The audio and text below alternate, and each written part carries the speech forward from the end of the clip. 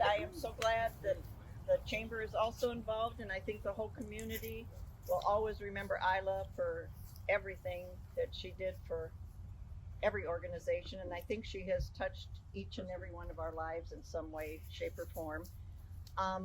Brother Mike was going to be here to do a dedication, but he had to be at the hospital with one of his members.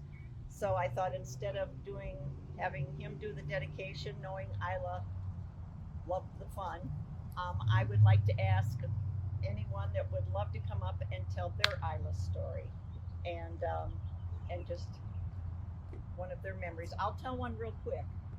I met Ila when my husband Gary and Hank were best friends, and when Hank found Ila, we immediately started going out as couples, and she would never let me come by without we had to have a margarita.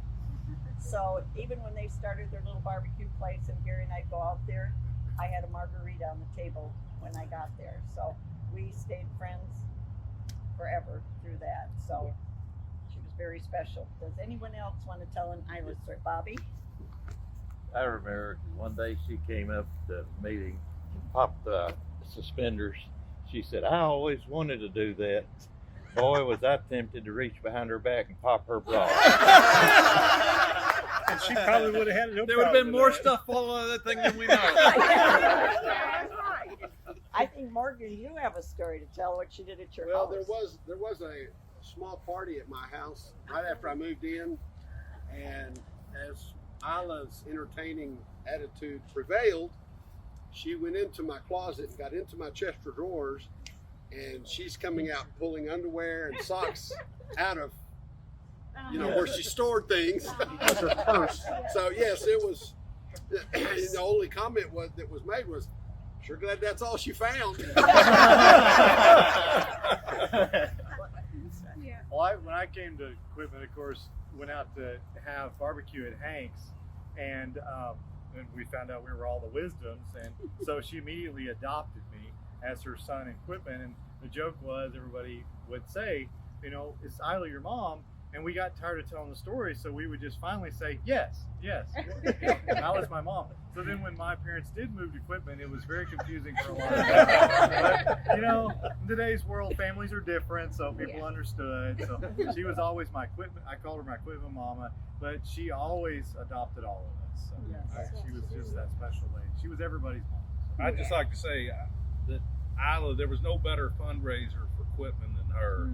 Everybody loved her, so when she walked into a business, you could not say no. I mean, you would just open your checkbook and ask her if she wanted, she got it. Yeah. And she had a cousin that she would perform. I don't know if any of y'all ever heard of Tallulah.